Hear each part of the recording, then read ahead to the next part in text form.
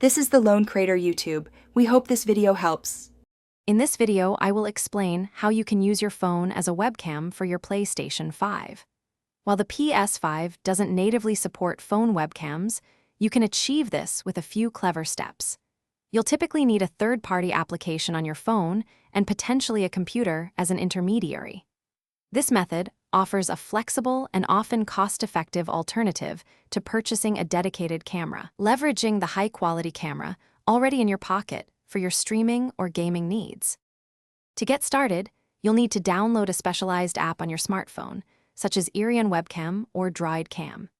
These applications transform your phone's camera into a virtual webcam. If your setup involves a computer, you'll also install a corresponding client on your PC or Mac.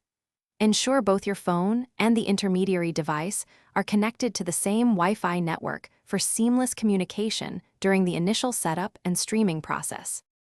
Connecting your phone can be done wirelessly over Wi-Fi, which offers convenience but might introduce slight latency.